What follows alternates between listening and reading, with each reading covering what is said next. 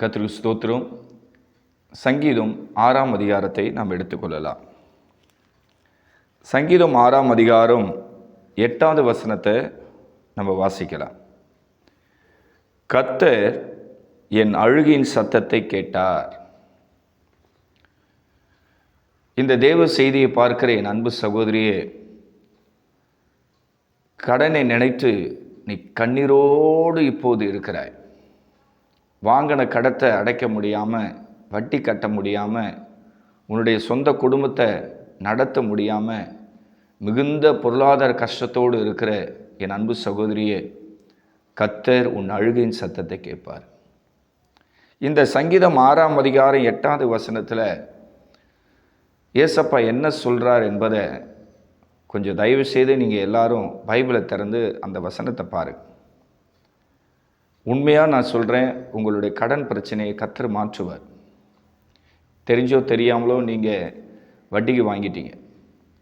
அந்த வட்டி காசை கட்டுறதுக்கு இன்னொரு இடத்துல வட்டிக்கு வாங்கி ஒவ்வொரு மாதத்தையும் நீங்கள் இப்படி தான் கழிக்கிறீங்க. சின்ன கடன் வாங்கி போய் நீங்கள் பெரிய கடத்தில் சிக்கிக்கினீங்க. லட்சக்கணக்கான கடன், கோடிக்கணக்கான கடன், எல்லா இடத்துலையும் நீங்கள் கடன் கடன் கடன் என்கிற பிசாசு கட்டில் இருக்கிறீங்க. உங்களோட வருமானத்தை ஃபுல்லாக பிசாசு கட்டி உங்களை ஏமாற்றி ₹1 கூட உங்கள் வருமானத்தை கொண்டு நீங்கள் சாப்பிடவே கூடாது. இது சாத்தானுடைய பயங்கர சதி திட்டமா? என் அன்பு சகோதரியே, இந்த சங்கீதம் 6ஆம் அதிகாரம் 8வது வசனத்தின்படி உன்னுடைய கண்ணீரை கர்த்தர் கேட்பார். உன் கண்ணீருக்கு ஏசப்பா பதில் தருவாருமா? என்னை உன்னுடைய சொந்த சகோதரனாக நினச்சிக்கோ. உண்மையாகவே ஏசப்பா நீ வாங்கின கடத்தை அடைக்க வைப்பாருமா. ஏசப்பா தானே சொல்கிறாரு, இங்கே பாருமா, நீயே பாரு, என் அன்பு சகோதரி, நீயே பாருமா. சங்கீதம் 6ஆம் அதிகாரம் 8வது வசனத்தில் என்ன போட்டுக்குதுமா? கண்ணீரோடு இந்த வசனத்தை படி. ஏசப்பா உன்னோடு பேசுகிறார். உன்னை எல்லாரும் கைவிட்டாங்களா இல்லையா? நீ கடன் வாங்கியிருந்தாலும் இந்த உலகமே உன்னை கைவிட்டுச்சு. உண்மையாக பொய்யாமா? இந்த உலகமே உன்னை கைவிட்டுச்சு. உனக்கு உதவி செய்ய யாருமே கிடையாது. நீ கண்ணீரோடு இப்போ இருக்கிற, வேதனையோடு இருக்கிற, உபத்திரத்தோடு இருக்கிற, அவமானத்தை சகிச்சுக்கின்னு உன் உயிரை அப்படியே கையில் பிடிச்சிக்கின்னு புழு போல் நீ இரவும் பகலும் துடிச்சுன்னுக்கிறம்மா. நீ வாங்கின கடத்தை கொடுக்கணும்னு உனக்கு ஆசை, ஆனால் உனக்கு வருமானம் இல்லை. உனக்கு கொடுத்து உதவி செய்ய ஹெல்ப் பண்ண யாருமே கிடையாது. ஒன்று அம்மா வீட்டு சைடாவது உனக்கு ஹெல்ப் கிடைக்கணும், இல்லை உன்னுடைய கணவன் வீட்டு சைடாவது ஹெல்ப் கிடைக்கணும். எந்த ஹெல்ப்பும் கிடையாது. நீ வாங்கின வருமானத்தெல்லாம் வட்டிக்காரனுக்கு வட்டி கட்டிக்கின்னு நீ இப்போ கண்ணீரோடு இருக்கிற. அதனால தான் சங்கீதம் 6ஆம் அதிகாரம் 8வது வசனத்தில் ஏசப்பா சொல்கிறாரு, உன் அழுகின் சத்தத்தை நான் கேட்பேன். உன் வாழ்க்கை உண்மையிலே சந்தோஷமாக மாறும். தொடர்ந்து யூடியூப்பில் நான் ஏறக்குறைய 22 பாகங்கள் இந்த கடன் சுமையோடு இருக்கிற ஜனங்களை ஆற்றி தேற்றி தைரியப்படுத்தணும் என்பதற்காக சத்தியத்தை நான் பேசின்னு இருக்கிறேன். நீங்களும் கூட என்னோடய சேனலில் நீங்கள் சப்ஸ்கிரைப் பண்ணி ஒவ்வொரு தெய்வ செய்திக்கும் கமெண்ட் பாக்ஸில் ஆமீன் பிரைஸ்லான்னு சொல்லி போடுறீங்க. இப்போ புதுசாக ஒரு வேளை இந்த தெய்வ செய்தியை நீங்கள் பார்த்தா உங்களுடைய ஜெப குறிப்பை கமெண்ட் பாக்ஸில் நீங்கள் மறக்காமல் பதிவு பண்ணுங்கள். இல்லை உங்களுடைய கடன் சுமையை நீங்கள் ஓப்பனாக சொல்கிறதுக்கு ஒரு மாதிரி இருக்குதுன்னா வெறும் ஆமீன் பிரைஸ்லாட் போடுங்க. அப்போது உங்களுடைய கடன் சுமைக்காக நான் இங்கே பாரத்தோடு ஜெபிப்பேன். என்னை வெளியால் நினச்சிக்காதீங்க. உங்களுடைய சொந்த சகோதரனா, உங்கள் வீட்டில் ஒருத்தனா என்னை பாருங்கள். நீங்கள் போடுற ஜெப குறிப்பு யாருக்கும் நான் சொல்லவும் மாட்டேன், யூடியூப்பில் அதை பற்றி பேசவும் மாட்டேன். அதனால் இது ஏசப்பாவுக்கு மாத்திரம்தான் உங்களுடைய பிரச்சனையை நான் சொல்லி உங்களுக்காக ப்ரேயர் பண்ணுவேன். அதனால் தயங்காமல் நீங்கள் உங்கள் ஜெப குறிப்பை கமெண்ட் பாக்ஸில் பதிவு பண்ணிங்கன்னா நானும் அதை பார்த்துட்டு இன்னும் கடன் சுமையோடு இருக்கிற ஜனங்களுக்கு இன்னும் நான் பிரசங்கம் பண்ணணுன்னு எனக்கும் ஆசை வரும். ஓகேங்களா? அதனால் நீங்கள் உங்களுடைய ஜெப குறிப்பை கண்டிப்பாக எனக்கு தெரியப்படுத்துங்க.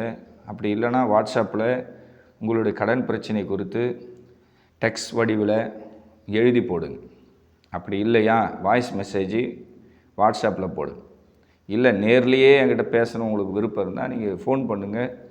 உங்களுடைய கடன் பிரச்சனை குறித்து உங்கள் கண்ணீர் கதையை கேட்டு உங்களுக்காக கண்டிப்பாக நான் ஜெபம் பண்ண கடமைப்பட்டிருக்கேன். ஓகேங்களா? இந்த வேத வசனத்தில் என்ன போட்டுக்குதான் கர்த்தரின் அழுகையின் சத்தத்தை கேட்டார். பார்த்தீங்களா, ஏசப்பா அழுகையின் சத்தத்தை கேட்குறார். ஏசப்பா யாரையுமே கைவிட மாட்டாருமா. ஏசப்பா உன்னை கைவிட்டார், அதனால தான் எனக்கு இவ்வளோ பிரச்சனை, என்னால் வாங்கின கடத்தை அடைக்க முடியல, என் வாழ்க்கை ஃபுல்லாக சோதனை வேதனை, கண்ணீரோடு நான் இருக்கிறேன், என்னை ஆற்றி தேற்றி தைரியப்படுத்த யாருமே கிடையாது, எனக்கு ஹெல்ப் பண்ண, எனக்கு உதவி செய்ய யாருமே இல்லை சொல்லி என் அன்பு சகோதரியை நீ இப்போது கண்ணீரோடு கூட இருக்கிறம்மா.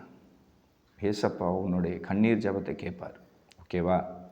அடுத்தது இந்த வேத வசனத்தில் என்ன போட்டுக்குதுன்னா, அதாவது சங்கீதம் 6 அதில் 7வது வசனத்தை நம்ம வாசிக்கும்போது ஆண்டவர் இவ்வாறாக சொல்கிறார். என்ன சொல்கிறார்னா, துயரத்தினால் என் கண்கள் குழி விழுந்து போயிற்று, என் சத்துருக்கள் அனைவரும் நிமித்தம் நான் மங்கி போயிட்டேன். பாருங்கள், நல்லா போய்கொண்டு இருக்கிற குடும்பத்தில் திடீர்னு கடன் பிசாசு உள்ளவர், அது எந்த ரூபத்தில் வரும்னு தெரியாது. அது வாரத்தண்டல் மூலிமா வரும், இல்லை மாதத்தண்டல் மூலிமா வரும், இல்லை ஆன்லைன் வடிவத்தில் வரும். இந்த கடன் பிசாசு எப்படியெல்லாம் வந்து ஒரு குடும்பத்தோடைய நிம்மதிய சமாதானத்தை கெடுத்து அந்த நல்லா இருக்கிற அந்த குடும்பத்தை நாசம் பண்ணுமோ அப்படியெல்லாம் பிசாசு தெய்வ ஜனங்களுக்கு விரோதமாக இன்னைக்கு கிரியை செய்யுது. நீங்கள் கடன் வாங்கிட்டீங்கன்னா உங்கள் வாழ்க்கை அப்படியே மங்கி போயிடும். பிரகாசமாக ஆசீர்வாதமாக வருமானத்தோடு செல்வத்தோடு இருந்த உங்கள் வாழ்க்கை இப்போ அப்படியே மங்கி போச்சு. நீங்கள் அழுது அழுது அழுது அழுது துயரத்தினால் உங்கள் கண்ணு கொடியெல்லாம் உள்ளே போச்சு. சங்கீதத்தில் அப்படியே பாருங்கள், தாவீது தான் பட்ட வேதனை ஆண்டவருக்கு அப்படியே ஜெபத்தில் சொல்கிறான். அவனுக்கு வேறு பிரச்சனை, உங்களுக்கு இப்போ என்ன பிரச்சனை? பொருளாதார பிரச்சனை. இந்த பொருளாதார பிரச்சனையை உங்களால் சரி பண்ணவே முடியல. நீங்களும் என்னென்னமோ பிரயாசப்படுறீங்க, எப்படியாவது இந்த கடனை கட்டிட்டு நம்ம வெளியே வந்துடலான்னு நினைக்கிறீங்க. ஆனால் கடன் என்பது உங்களுக்கு ஒரு தீராத சத்துருவாக இருக்குது. உண்மையாக பொய்யாமா? தீராத சத்துருவாக தானே இருக்குது. கடனை உன்னால் அடைக்கவே முடியல. நீ வாங்கின கடத்தை அடைக்க முடியாமல் இப்போ ரொம்ப கண்ணீரோடு கூட இருக்கிறம்மா. உண்மையிலே கண்ணீரோடு இருக்கிற ஜனங்களை தேடி தான் கர்த்தர் வரார். ஏசப்பா யாருன்னு நினைக்கிறீங்க? கண்ணீரோடு, பிரச்சனையோடு, வேதனையோடு, உபத்திரத்தோடு, கடந்தொழியோடு இருக்கிற அவருடைய பிள்ளைகளை தேடி தான் அவர் வரார். நீங்கள் அவருடைய பிள்ளை. இப்போ ஏசப்பா உங்களை தேடி வந்திருக்கிறாருமா. உங்கள் கடன் பிரச்சனைக்கு ஆண்டவர் வழி திறப்பார். நீங்கள் பட்ட வேதனையெல்லாம் அவர் பரலோகத்திலிருந்து பார்த்துன்னு இருக்கிறார். இன்ன வரைக்கும் நீங்கள் கடன் வாங்கிட்டு எவ்வளோ கஷ்டப்படுறீங்க, எவ்வளோ உபத்திரப்படுறீங்க, வீட்டு செலவு கூட இல்லாமல் எவ்வளோ கஷ்டப்படுறீங்கன்னு என் அன்பு சகோதரியை மேலே இருந்து அப்பா பார்த்துன்னு இருக்கிறார். நீ நினைக்கிற ஏசப்பா என்னை பார்க்கல, நான் படக்கூடிய கஷ்டத்தை அவர் வந்து கண்டுக்கலை, என் ஜெபத்துக்கு பதில் தரல, என் கண்ணீர் ஜெபத்துக்கு ஏசப்பா இன்னும் பதில் தரல, இன்னும் எத்தனை வருஷம் எத்தனை மாதம் நான் இப்படி கடத்துக்கு மேலே கடன் வாங்கி 10 பொய் சொல்லிக்கின்னு என் வாழ்க்கையை நான் எப்படி நகர்த்துறது அப்படின்னு சொல்லி கண்ணீரோடு இருக்கிறேம்மா. மாற்றங்களை கர்த்தர் தருவார். மாற்றங்களை அப்பா உனக்கு தருவார். உன் ஆண்டவர் கைவிடவே மாட்டாருமா. இப்போ கூட இந்த தெய்வ செய்தியை பார்த்துட்டு அப்படியே நீ உடஞ்சி போகிற, நொறுங்கி போகிற. உன் வாழ்க்கை ஃபுல்லாக சோதனை, துக்கம், வேதனை, கண்ணீர், கடன் தொல்லை, பிரச்சனை, நிம்மதி கிடையாது, சமாதானம் கிடையாது, அழக்கூட உனக்கு கண்ணீர் இல்லைம்மா. ஏன்னா ஒவ்வொரு நாளும் இப்படி நீ மனம் நொந்து போகிற. வீடு கட்ட கடன் வாங்கினேன், கல்யாணம் பண்ண கடன் வாங்கினேன், பிள்ளைங்களை படிக்க வைக்க பிள்ளைங்களை படிக்க வைக்க கடன் வாங்கினேன், ஒரு கடத்தை வாங்கிட்டு அந்த கடத்தை கொடுத்து இன்னும் கடன் மேலே கடன் வாங்கிட்டு வட்டி மேலே வட்டி கட்டிட்டு சாப்பிட கூட வழி இல்லாமல், செலவு கூட காசு இல்லாமல், உன்னுடைய வீட்டுடைய நிர்வாகத்துக்கு காசு இல்லாமல் நீ இப்போ ரொம்ப உடஞ்சி போயிருக்கிறம்மா. கர்த்தர் உன்னோடு இருக்கிற. முதல்ல தைரியத்தை விடாது. ஏசப்பா இருக்கிறார். ஓகேவா? ஏசப்பா வந்து உன் கூட தான் இருக்கிறார். நீ நினைக்கிற மாதிரி அவர் உன்னை விட்டு விலகலை. அவர் உன்னை விட்டு விலகலைம்மா. யோசுவா காலத்திலேயே ஆண்டவர் சொல்லையா, நான் உன்னை விட்டு விலக மாட்டேன், உன்னை கைவிட மாட்டேன்னு அப்பா சொல்லிட்டார்ல. ஆனால் நீ கலங்காத, கண்ணீர் விடாதம்மா. கர்த்தர் உன்னோடு இருக்கிறார். என்னை போல ஒரு ஊழியக்காரனை கர்த்தர் உனக்கு வெளிப்படுத்துகிற.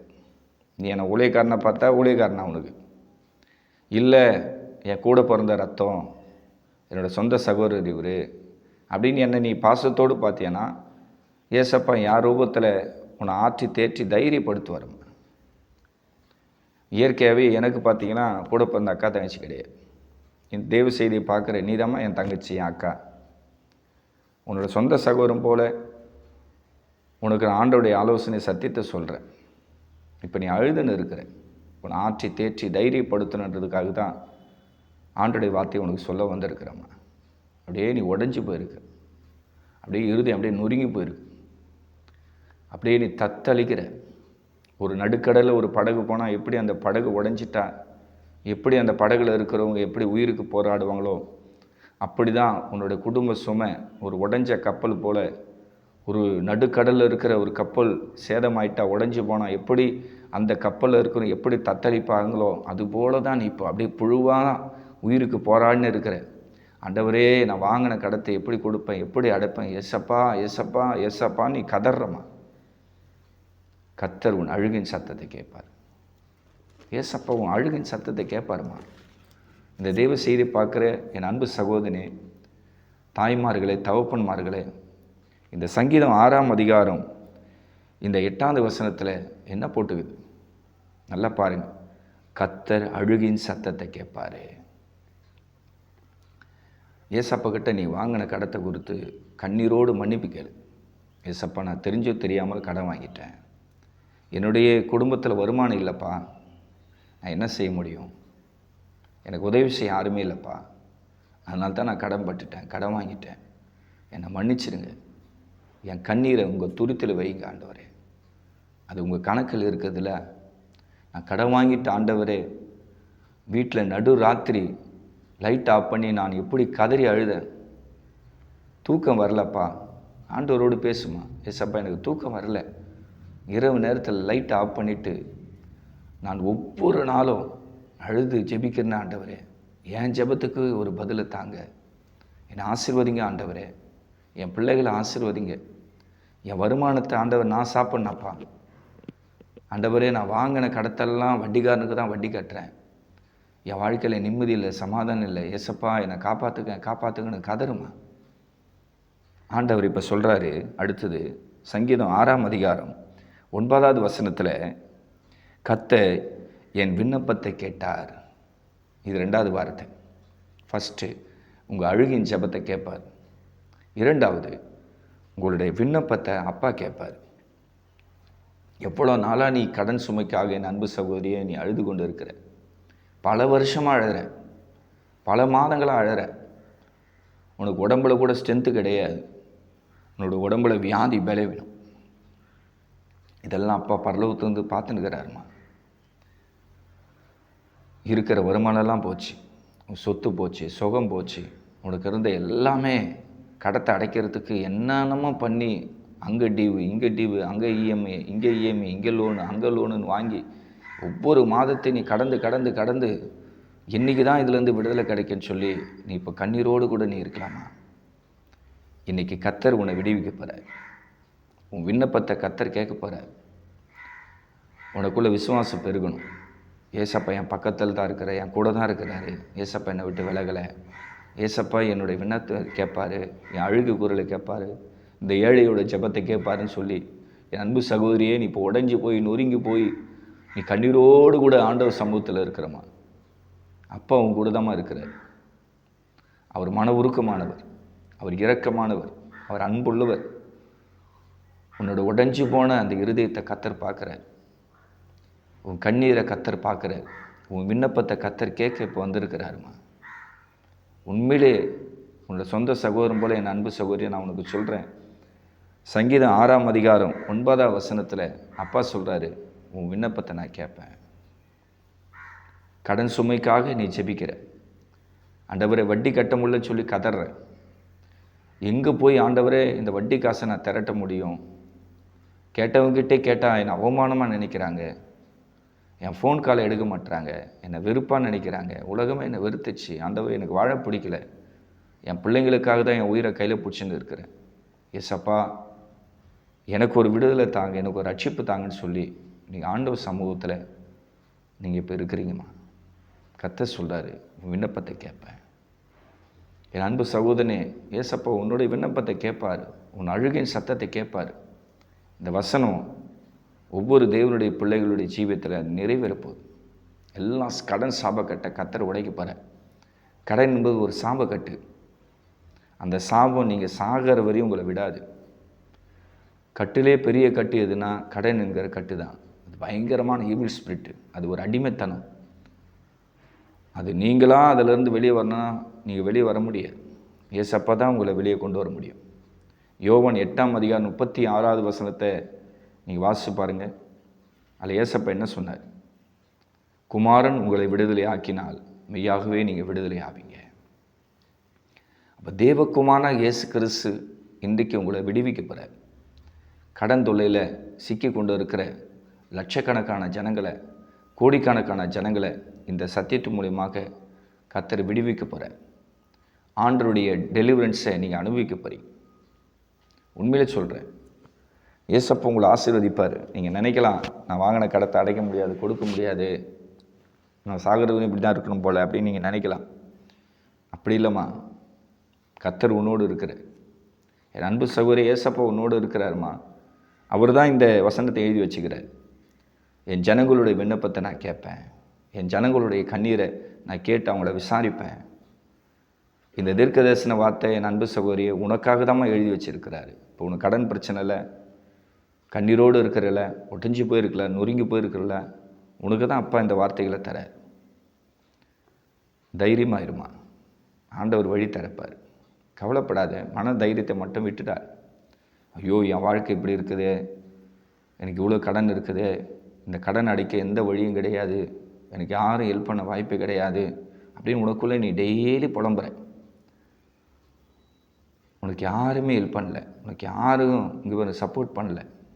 கர்த்தர் உனக்கு ஹெல்ப் பண்ணுவார், சப்போர்ட் பண்ணுவார். 1 சாமுவேல் 7 அவர் எபினேசராக வெளிப்பட்டார். உதவி செய்கிற தகப்பன் உன்னோடு கூட இருக்கிறார்மா. உனக்கு அப்பா ஹெல்ப் பண்ணுவார், உதவி செய்வார். வேதனைப்படாது. உன்னோட விண்ணப்பத்தை அப்பா இங்கே கேட்பார். இங்கே பார்த்தியா என்ன போட்டிருக்குது? சங்கீதம் 6:9 விண்ணப்பத்தை கேட்பேன். ஒரு ஆமீன் சொல்லுமா. இன்றைக்கி என் அன்பு சகோதரியே, என் அன்பு சகோதரனே, உன்னுடைய விண்ணப்பத்தை அப்பா கேட்பார். ஓகேவா? தைரியமாக இரு. அடுத்தது 3வது வார்த்தை, கர்த்தர் என் ஜெபத்தை ஏற்றுக்கொள்வார். அதே சங்கீதம் 6:9 கடைசி வார்த்தை சொல்லுது, கர்த்தர் என் ஜெபத்தை ஏற்றுக்கொள்வார். அப்போ கடன் சுமைக்காக நீங்கள் இப்போ ஜெபிக்கிறீங்க. லோனை கட்ட முடியல, இஎம்ஐ கட்ட முடியல, மகளிர் லோன் கட்ட முடியல, சில்லறை கடன்கள் கொஞ்சம் இருக்குது, அந்த கடத்தை அடைக்க முடியல, மல்லிக்கல்லில் கொஞ்சம் கடன், காய்கறி கடையில் கொஞ்சம் கடன், கறிக்கடையில் கொஞ்சம் கடன், மீன் கடையில் கடன், ஆண்டவரே எல்லா இடத்துலையும் எனக்கு கடன் தொல்லை இருக்குது, கடன் பிரச்சனை இருக்குது. என் ஜெபத்தை நீங்கள் கொஞ்சம் ஏற்றுக்கொண்டா எனக்கு ஒரு பெரிய ஆசீர்வாதம் கிடைக்கும்னு சொல்லி இன்றைக்கி நீங்கள் தேவ சமூகத்தில் ஆண்டவர்கிட்ட விண்ணப்பம் பண்ணி ஜெபிக்க இப்போ நேரத்தை ஒதுக்கி இருக்கிறீங்க.